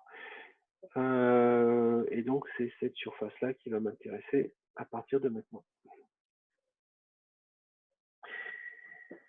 Donc, je vais faire pareil. Je vais calculer mon vecteur contrainte. C'est le tenseur des contraintes. Alors, cette fois-ci, le point M, il va être en x3 égale h. Je vous rappelle que si j'ai un point M quelconque ici, eh bien, il est forcément avec x3 égale h.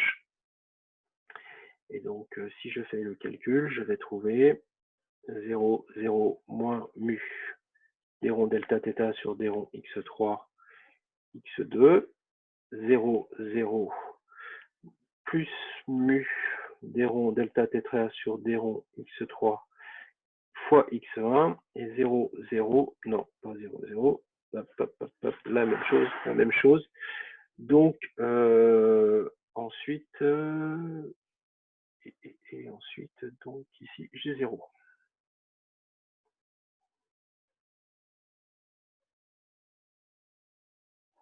Et donc ça, c'est facteur de 0, 0, 1, qui est donc E3. Donc, je trouve que mon vecteur contrainte vaut moins mu. Alors, on va faire un petit raccourci d'écriture, on va l'appeler prime, hein, pour dire que c'est la dérivée, x2 plus mu delta θ prime x1 et 0. Et donc là, je suis dans la base EI, cartésienne, avec I variant de E de 1, 2 à 3.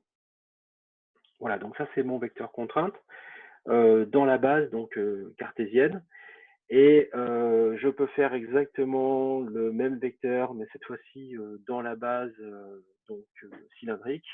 Et je vais trouver que dans la base cylindrique, alors lui, il est beaucoup plus simple, hein, c'est mu rho delta θ prime porté par Eθ. Donc voilà, là je suis dans la base, ici je suis dans la base cylindrique. Voilà. Alors que là, j'étais dans la base cartésienne.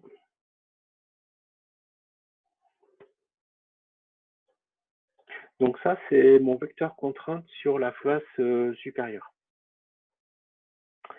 Le tenseur des contraintes est suffisamment simple pour que je puisse voir qu'effectivement, ce vecteur contrainte, en fait, va dépendre de l'endroit où je me trouve. Il ne dépend pas de x3, mais par contre, il va dépendre de l'endroit où je me trouve. Donc, il n'est pas uniforme. Il n'est absolument pas uniforme. Et du coup, soit j'arrive à mettre un TD qui a exactement la même non-uniformité que T, et du coup, ma surface est en équilibre. Ici, on va pas regarder ça, on va plutôt regarder en fait les résultantes des efforts et des moments en fait sur cette surface.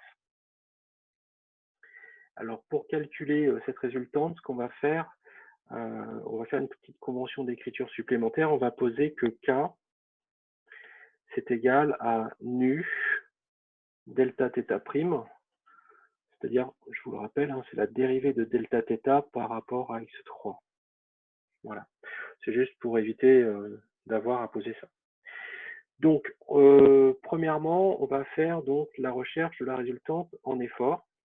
Alors, effort, ce que je cherche en fait, c'est la résultante des efforts internes. Bien sûr, l'équilibre de ma surface m'imposera que cette résultante des efforts internes doit être égale à la résultante des efforts externes. Et si on ne m'a pas donné les efforts externes, eh bien, je vais inverser la proposition et je vais dire il faut que mon tenseur des contraintes m'impose que je n'ai pas de résultante des efforts externes si je veux qu'il soit valide. Donc on y va. Alors moi j'ai pour habitude d'appeler cette résultante des efforts internes R1. Et sa définition, c'est que c'est l'intégrale sur ma surface de T, mon vecteur contrainte, ds. Alors là, plusieurs techniques. Hein, vous pouvez être très bon en intégrale. Et vous pouvez très bien vous amuser, par exemple, à faire cette intégrale-là en cartésien. Donc, je l'ai fait juste pour vous montrer que c'est possible. Hein. Vous pouvez intégrer donc de moins r à plus r dx1 et vous allez intégrer dx2 en fait de moins racine carrée de r carré moins x1 carré à plus racine carrée de r carré moins x1 carré. Alors, je vous rappelle que ça vient simplement du fait que x1 carré plus x2 carré, c'est égal à r carré. Hein. Et vous allez intégrer quoi? Vous allez intégrer le vecteur contrainte qu'on avait juste ici. Voilà. Et donc, si vous l'intégrez, vous allez intégrer moins kx2 Oui, c'est ça, moins kx2 plus kx1 est 0. dx2, dx1. Alors, je ne vous cache pas que ce n'est pas des intégrales qui sont très faciles à faire. Donc, moi, j'ai utilisé Wolfram Alpha pour les effectuer. Vous pouvez utiliser Maple ou n'importe quoi. Ou alors, si vous êtes très doué en intégrale, bah, vous pouvez le faire. Et vous allez trouver que cette intégrale-là, eh bien, ça fait le vecteur nul. Alors, je pense que vous allez aimer peut-être plus l'intégrale dans l'autre sens parce qu'elle est déjà plus abordable. Enfin, c'est vrai qu'en général, on ne la fait jamais en cartésienne. Hein. Là, c'était juste histoire de vous montrer que c'était possible. Donc, je vous refais juste le même calcul très rapidement, mais cette fois-ci en coordonnées cylindriques. Alors, ça, c'est ce que vous allez trouver dans toutes les corrections. C'est l'intégrale de 0 à 2pi de l'intégrale de 0 à r de k fois rho e θ. Alors, par contre, autant là, vous voyez, mon ds, il était assez simple à exprimer. Autant là, en fait, bah, mon ds est un petit peu plus compliqué puisque mon ds, c'est rho des rho dθ. Et puis, je vous rappelle un petit clin d'œil, en fait, hein, ça, c'est la racine du déterminant du tenseur métrique. Ça, c'est ce que vous avez vu en MMEF. Donc, si on veut faire cette intégrale, le problème, c'est que ça, c'est un repère qui est mobile. Donc, il faut l'exprimer dans un repère fixe. Donc ça, c'est la difficulté quand vous faites une intégrale, donc en coordonnées effectivement cylindriques. Bon, c'est pas très difficile puisque vous connaissez ce que vaut Eθ dans un repère fixe, hein, ça vaut moins sinus θ E1 et plus cosinus θ E2. Donc du coup, eh bien, vous déroulez le calcul et vous trouvez que ça fait l'intégrale de 0 à 2pi de l'intégrale de 0 à r de k rho carré cosinus θ suivant E2 moins sinus θ suivant E1 d rho dθ. Et en fait, si vous intégrez ici un cosinus entre 0 et 2pi, bah, vous allez forcément trouver 0. Et ce terme-là, le sinus, vous allez aussi trouver 0. Donc, ça vaut aussi 0. Donc ça, c'est le même résultat, mais cette fois-ci en coordonnées cylindriques. Voilà. Ensuite, c'est pas terminé. Donc, qu'est-ce que ça veut dire hein concrètement? J'ai oublié de vous donner la conclusion. Ça veut dire que forcément, si je postule ce tenseur des contraintes-là, eh bien, je dois avoir ma résultante des efforts externes qui, sur ma surface supérieure, doit être égale à 0. Donc ça, c'est imposé du coup par la forme de mon tenseur des contraintes. Vous voyez, le problème peut être vu de plein de façons différentes. On aurait pu très bien vous dire on vous impose la résultante externe. D'ailleurs, c'est ce qu'on avait fait dans l'exercice précédent. On vous avait imposé cette résultante des efforts externes, alors que là, finalement, on vous impose rien du tout. On vous dit simplement qu'est-ce qu'il faudrait qu'il y ait sur cette surface externe, comme effort externe, pardon, sur cette surface supérieure, pour que votre tenseur des contraintes soit valide. Voilà, donc c'est le problème posé d'une autre façon. On va maintenant, donc comme on a fait la résultante en effort, on va calculer la résultante en moment. Donc je vais assez vite parce qu'en réalité tout ça on l'a déjà fait, hein. Donc c'est pour ça que je me permets d'aller assez vite, parce qu'on fait un petit peu tout le temps la même chose dans ces exercices-là, sauf que là, le seul intérêt c'est qu'on est parti du champ de déplacement. Donc ma résultante en effort, je vais la calculer par rapport à O', ça va être l'intégrale sur ma surface de O'P. Je ne sais pas si je l'appelais P ou M, mon point, non, je crois que je l'ai appelé plutôt M.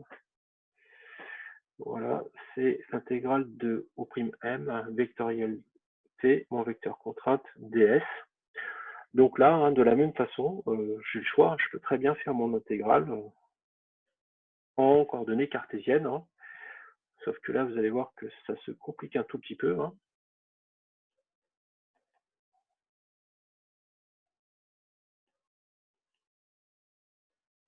Voilà, et qu'est-ce que j'intègre? Alors j'intègre le produit vectoriel. Donc OP, vu que je suis dans le même plan que le point O', eh bien O'M, pardon, ses composantes c'est x1, x2 et 0. Et ensuite, vectoriel, ben, mon vecteur contrainte que j'avais tout à l'heure, donc était moins k x2 et plus k x1 est 0. Et bien sûr, dx2, dx1. Voilà, donc j'ai plus qu'à faire cette intégrale-là, qui n'est pas vraiment triviale, mais je peux vous donner juste en fait la première étape du résultat. Je ne réécris pas toute la racine, hein.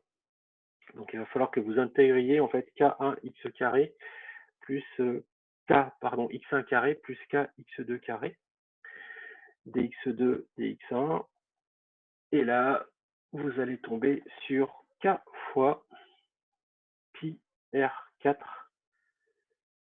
sur 2. Alors pour ceux qui veulent la primitive de ce truc-là, ben, vous m'enverrez un petit message et puis je vous la donnerai, puisque en fait je l'ai calculé avec un logiciel de calcul formel et ça se fait assez bien. Bon, c'est pas si simple, hein. Vous tombez sur des arcs sinus, des racines carrées dans tous les sens, mais ça peut se faire. Ça, c'était donc le calcul en cartésien. On va faire le même calcul, mais cette fois-ci en coordonnées cylindriques. Donc c'est l'intégrale de 0 à 2pi de l'intégrale de 0 à r en cylindrique cette fois-ci, de ρ ER, bah oui, parce qu'en fait, O'M, c'est simplement ρ ER, vectoriel, mon vecteur contrainte en coordonnées cylindriques, K ρ Eθ, et ρ d ρ dθ. Alors, ce qui est sympathique, c'est que ben, là, c'est immédiat parce que ER vectoriel Eθ, c'est directement E3. Donc ça fait l'intégrale de 0 à 2pi, de l'intégrale de 0 à r, de ρ au cube, k, d ρ, dθ. Et ça, c'est porté par l'axe E3, parce que euro vectoriel Eθ, ça fait E3. Et ça, c'est assez simple à calculer. Vous avez juste à intégrer le ρ cube. Donc, ça fait 2pi, puisqu'il n'y a aucune variable en θ, donc il n'y a que le dθ, divisé par un quart de R4, multiplié par K, et donc ça fait K fois pi R4 sur 2. Donc on trouve exactement la même chose, ce qui est quand même assez rassurant. Donc ça, c'est le résultat donc en coordonnées cylindriques, et ça, c'est le résultat en coordonnées cartésiennes. Donc, ce que ça signifie, si je vous fais un petit résumé, ça veut dire que sur cette face supérieure, on doit avoir Rxt qui est égal à 0, d'accord? Et le moment extérieur par rapport à O' doit être égal, alors je vais tout réécrire comme il faut, à nu d rond delta θ sur dx3 pi r4 sur 2 suivant E3. Alors ce pi r4 sur 2, on l'a déjà vu la dernière fois, c'est ce qu'on appelle le moment quadratique en torsion. Je vais essayer de ralentir un petit peu, j'ai l'impression qu'il y a quelqu'un qui m'a dit que ça allait trop vite, mais sinon c'était peut-être un résidu d'avant. Non, ça devait être un résidu d'avant. N'hésitez pas à interagir avec les petites icônes, de temps en temps je jette un œil. Hein. Ok. Donc, une fois qu'on a fait ça, on nous demande l'équilibre statique sur tout le cylindre. Est-ce que c'est ça? Justifier, c'est ça, justifier l'équilibre statique du cylindre. Cette question est quand même assez longue puisqu'on l'a toujours pas finie. Hein. Donc, on a calculé la résultante en effort, la résultante en moment. Et si on veut parler maintenant de l'équilibre statique de tout le cylindre, eh bien, il faut pour ça alors, du cylindre, enfin on va mettre de oméga, puisque oméga c'est tout le cylindre, eh bien il faut en fait aller voir toutes les faces. Donc avec la face inférieure, c'est pas du tout la peine de refaire le calcul, hein, puisque la seule différence qu'il va y avoir pour cette face inférieure, c'est la normale. Au lieu d'avoir n égale E3, on va avoir n égale moins E3. Donc, aucun calcul à refaire. Et on va tout retrouver pareil. Sur cette face-là, on va avoir Rext qui est égal à 0. Et on va avoir M extérieur par rapport à O cette fois-ci, puisque c'est plus O' sur la face inférieure, eh bien, va être égal du coup à moins mu dérivé de delta par rapport à x3, puis R4 sur 2. Voilà. Donc en fait, le moins qui est là, il vient du moins E3 qui est là. Voilà. Donc c'est exactement le même résultat. Alors, si maintenant on résume ce qu'on a trouvé sur toutes les faces, donc sur la surface latérale, on a trouvé qu'il faut que les... Alors je vais l'écrire, en fait, ce sera plus simple. Alors, si j'écris avec ça, ça ne va pas le faire. Donc, en résumé, on a trouvé que sur SL, donc là, ce que j'appelle la surface latérale, il faut que le moment externe, je le rappelle, hein, mais c'est une évidence qui est égale au moment résultant interne, soit égal à 0, quel que soit le point. Hein. C'est pour ça que je n'ai même pas précisé le point.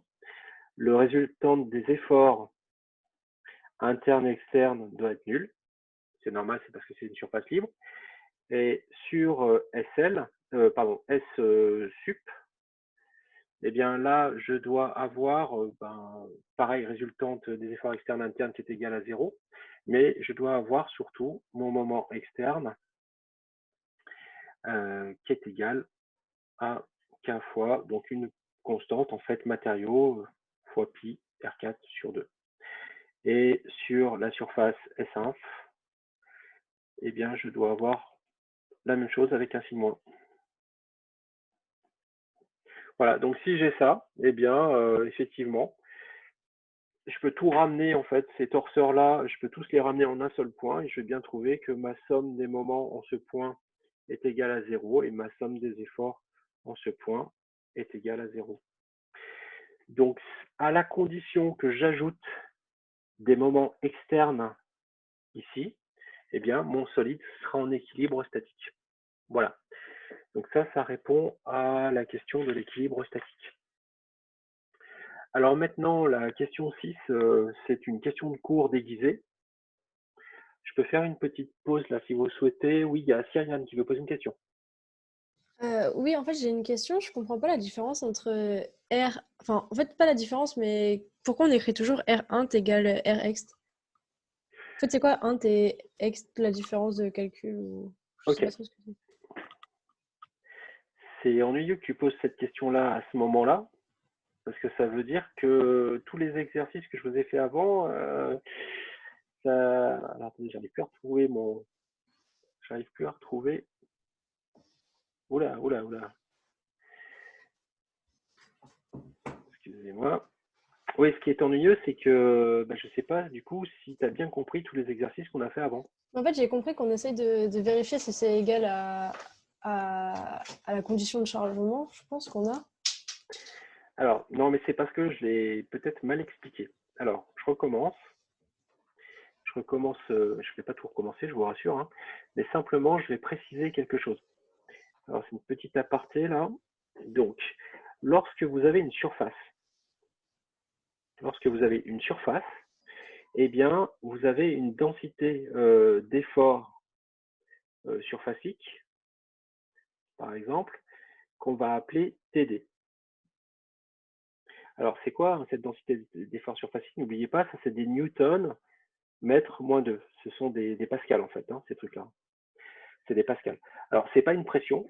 Vous voyez que c'est un vecteur, c'est parce que simplement, il peut y avoir une inclinaison, c'est-à-dire que c'est pas forcément quelque chose qui va être parallèle à la normale n que je dessine ici. Alors, ça ne paraît pas, mais c'est parce que c'est un dessin en 3D. Cette normale, elle est perpendiculaire à ma facette. Donc ça, c'est pas une obligation. Donc ça, ce sont des efforts externes. Alors, c'est même la densité surfacique d'efforts externes.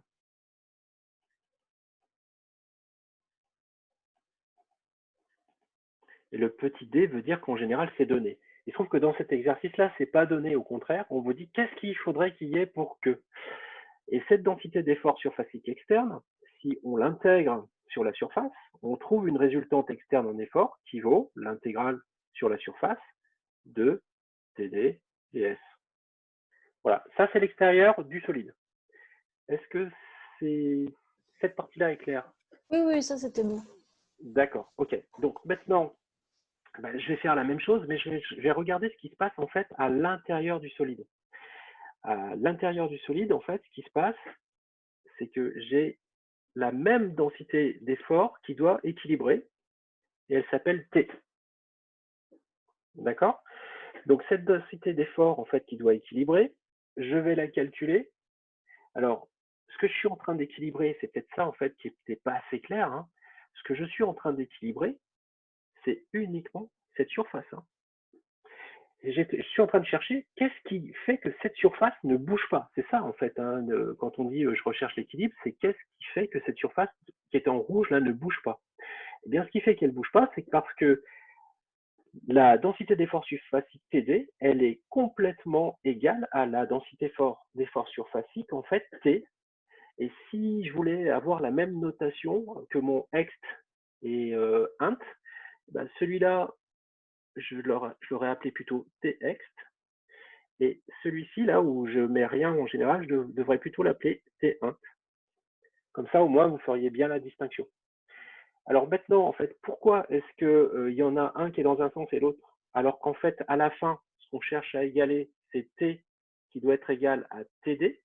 Bah ça vient simplement du fait que la normale de cette surface-là pour ma surface sortante, bah, c'est n dans un cas, et dans l'autre cas, pour td, c'est moins n. Donc effectivement, j'ai bien en réalité action plus réaction égale 0. Le signe moins vient simplement du fait que je regarde ma surface soit avec la normale sortante, soit avec ma normale rentrante. Donc à la fin, in fine, j'ai bien à vérifier TD est égal C. Et donc ça se traduit par sigma n doit être égal à TD. Ça, c'est ce égal-là, c'est l'équilibre de ma surface rouge.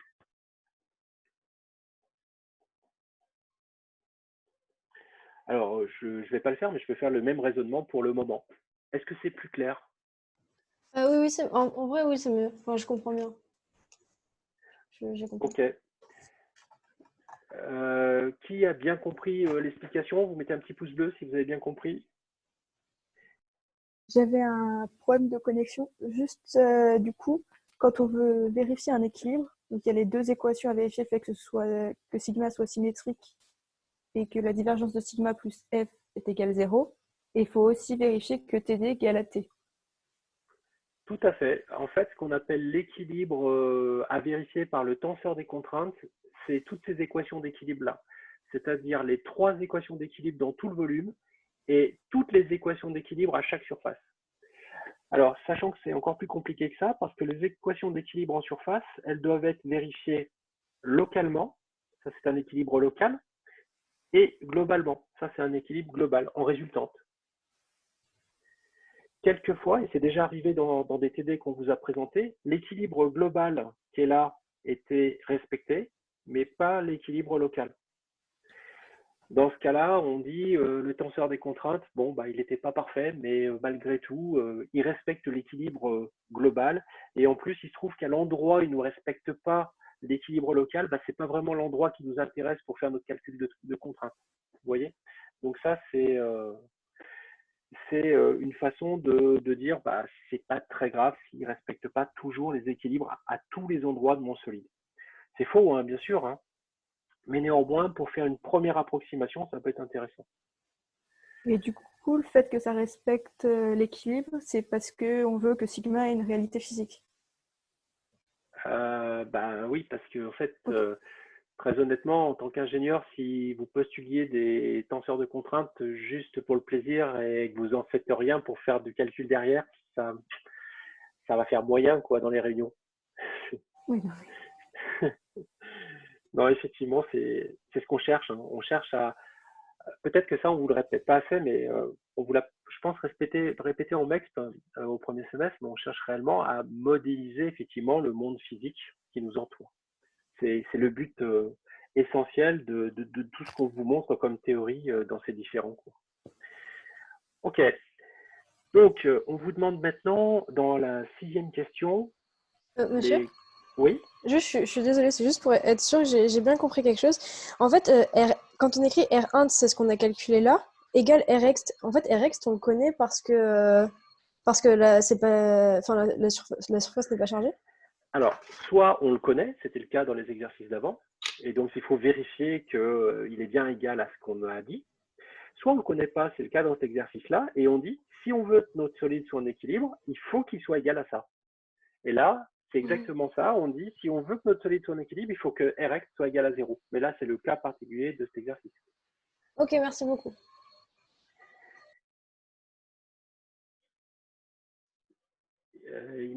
Minsat, tu as ton micro qui est ouvert et Elisa aussi. Mais en fait, moi, je voulais juste vérifier, du coup, à la question 4, on cherchait à vérifier l'équilibre local. Et à la Oui. question 5, c'était vérifier l'équilibre global. Alors, tel que c'était posé, oui, c'est ça.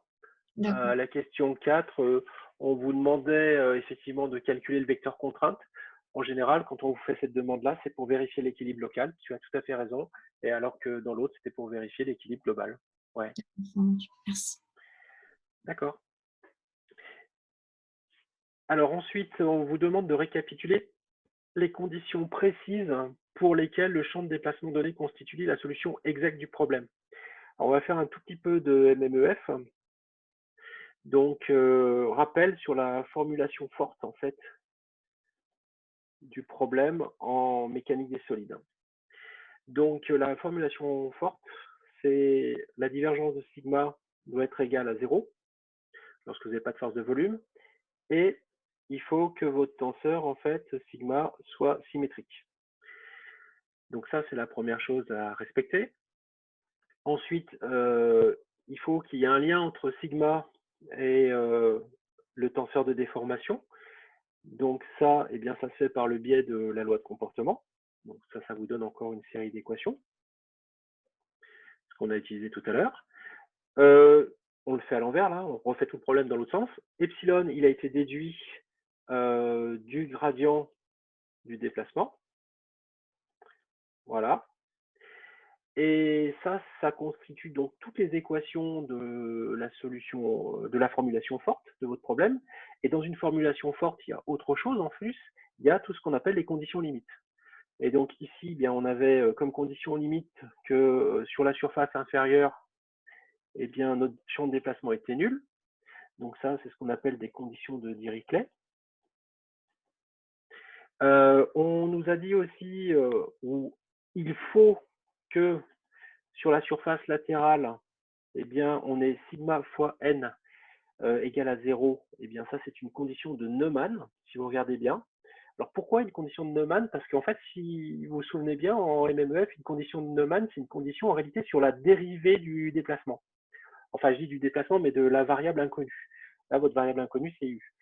Et donc, pourquoi est-ce que c'est une condition de Neumann si on parle de contraintes? Parce que si vous voyez, regardez bien, les contraintes, elles sont, si vous regardez cette équation, elles sont linéairement dépendantes de epsilon.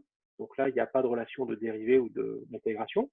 Et par contre, epsilon qui est là, lui, c'est la dérivée du déplacement. Donc du coup, sigma, vous pouvez l'exprimer en fonction de la dérivée du déplacement. Donc en réalité, c'est bien une condition de Neumann donc, qui est imposée ici.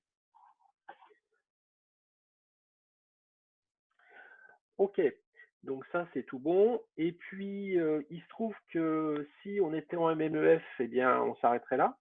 Mais comme on est en mécanique des solides, eh bien malheureusement ce problème est dit mal posé. Alors pourquoi il est mal posé? Parce que normalement, dans un problème bien posé, au sens mathématique du terme, eh bien vous n'avez que des conditions de Dirichlet ou de Neumann, ou alors éventuellement un mixage des deux, et ça c'est ce qu'on appelle les conditions de Robin. Ici, en fait, on a une condition supplémentaire qui est celle-ci.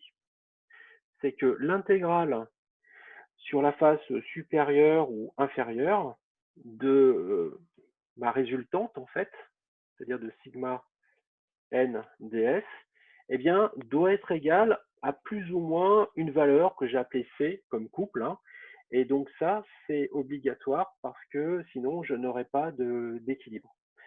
Donc ça, c'est une condition limite, en fait, qui n'est pas très orthodoxe dans le sens mathématique du terme, hein. C'est-à-dire que vous allez rarement voir des conditions limites comme ça en MMEF, par exemple, hein. Voilà pourquoi les matheux trouvent que ce type de problème est un problème mal posé. Ok, donc ça, c'était un petit rappel. Donc maintenant, U est cinématiquement admissible.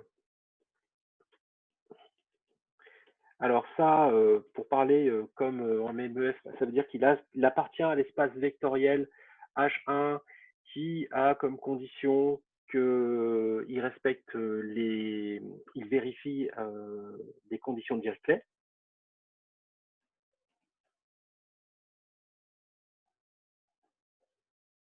Voilà, donc il est du coup cinématiquement admissible. Il est dérivable, il est même dérivable 2 fois, hein, donc il est de classe C2. Donc tout ça, effectivement, fait que U est cinématiquement en fait admissible. Ensuite, sigma, en fait, il dérive du calcul de epsilon.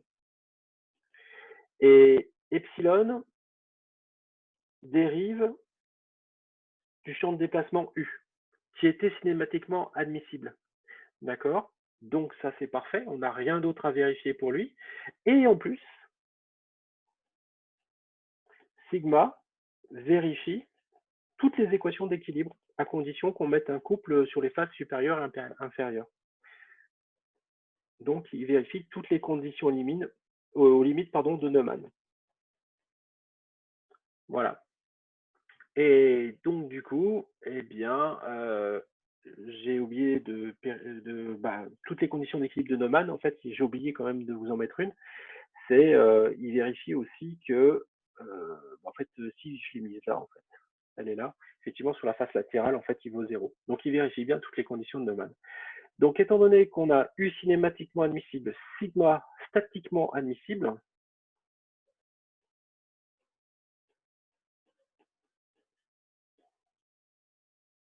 ça, c'est un mot que vous allez rencontrer pour dire il faut que votre tenseur des contraintes vérifie toutes les équations d'équilibre. Eh bien, à ce moment-là, eh bien, je peux dire qu'effectivement, grâce à Monsieur Lax-Milgram, que U, c'est la solution de mon problème et elle est unique.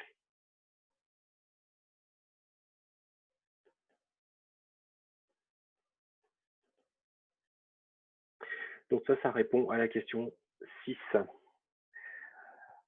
Il me reste 1 minute pour répondre à la question 7. Donc la question 7, c'est simplement histoire de voir si Monsieur Navier, qui a voulu utiliser cette même relation-là pour les sections carrées, s'était planté ou pas, alors ou des sections rectangulaires. Donc c'est-à-dire que votre poutre, en fait, au lieu d'être à section circulaire, elle va être comme ça. Je la dessine pas complètement, hein. Votre barreau, il va être comme ça. Donc ici, vous allez par exemple avoir A. Là, vous allez avoir une largeur B. Et votre repère, donc si vous le placez, ça va vous faire quelque chose du style E1. Alors là, vous oubliez le repère cylindrique, hein, c'est plus la peine. Voilà, E3. Donc la grosse différence, effectivement, par rapport à tout à l'heure, c'est que ma surface du dessus, là, elle a une section en fait rectangulaire. Alors, la question, c'est de vous dire, est-ce qu'on pourrait utiliser le tenseur des contraintes qu'on a trouvé pour modéliser ce type de problème-là? Eh bien, pour ça, il suffit de regarder la surface libre qui est là. Vous voyez cette surface libre, elle a pour normale E1. Donc, on va regarder cette surface-là, celle-ci, là. Voilà. Et donc, sur cette surface, eh bien, on va calculer, je vais l'appeler A, par exemple, sur la surface A, donc de normale n égale E1, en fait, mon point M, il aura pour composante, qu'est-ce qu'il aura comme composante? Entre autres, par rapport à E1, il aura A sur 2, par exemple, et puis là, il va avoir X2 quelconque et X3 quelconque. Donc, je calcule mon vecteur contrainte sur cette surface, je trouve qui vaut donc 0, 0, moins x2, a sur 2, 0, 0, moins x2, a sur 2 et 0. Alors tout ça, j'ai oublié de le multiplier par mu fois d de delta θ sur dx3. Et donc là, une fois contracté à ma normale qui est E1, c'est-à-dire 1, 0, 0, et là, je vais trouver que ça fait un vecteur qui vaut 0, 0, moins nu d de delta θ sur dx3 fois x2. Voilà, donc dans mon repère cartésien.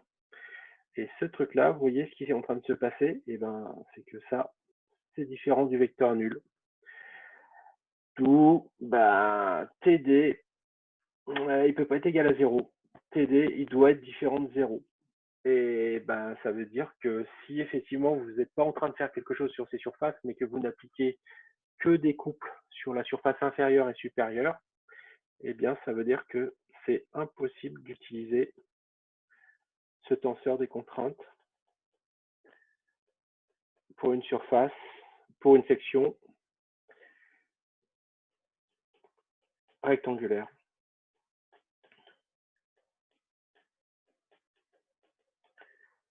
Donc, voilà. Du coup, il faut faire une autre théorie. Alors, je peux très rapidement vous dire pourquoi. Eh bien, parce qu'il se trouve que, justement, lorsque vous faites de la torsion, alors si je dessine ma surface, voilà, mon éprouvette de côté, hein, quand vous faites de la torsion donc sur un barreau qui n'est pas de section cylindrique, eh bien, la surface de la section, elle va prendre une tête comme ça. Et donc, ça veut dire que U3, ma composante U3, elle est différente de 0. Je vous rappelle que j'ai mon axe E3 comme ça. Et ça, c'est ce qu'on appelle du gauchissement. Voilà pourquoi on évite de faire des arbres de transmission, par exemple, en section rectangulaire, parce qu'ils présentent ce phénomène de gauchissement. Et ça peut être nuisible donc aux encastrements de l'arbre ou donc à la tenue mécanique de l'arbre. Donc voilà pourquoi la plupart du temps, on a des arbres qui sont avec des sections axisymétriques.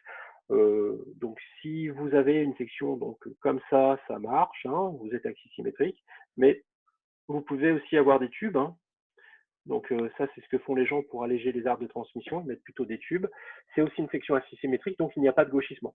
Par contre, dès que vous avez une section donc, de forme non axisymétrique, bah là, c'est terminé. Là, ça donne du gauchissement. Voilà, j'ai terminé et on peut prendre 30 secondes si vous voulez pour répondre à quelques questions. C'est comme vous le souhaitez. Est-ce que ce TD vous a plus plu que le dernier au niveau technique? Vous avez trouvé ça bien? Bon, je suis content. Donc c'est en grande partie grâce à la direction de l'INSA que j'ai pu vous faire TD, puisqu'ils m'ont permis d'augmenter mon forfait mobile 4G à 50 Go, ce qui me permet d'utiliser en fait deux connexions Internet en même temps. Une 4G donc pour mon portable et vous montrer le tableau, et une autre pour pouvoir vous parler, donc ça avec la DSL. Voilà, eh bien écoutez, je crois que je ne vous reverrai pas, il me semble. Ah si, en mécanique des solides, je crois qu'on a encore TD la semaine prochaine, juste avant les vacances. Et ensuite, eh bien, ça sera 15 jours de vacances. Je vous remercie beaucoup et j'arrête maintenant l'enregistrement que je vous mettrai à disposition sur Moodle comme d'habitude. Au revoir, à bientôt.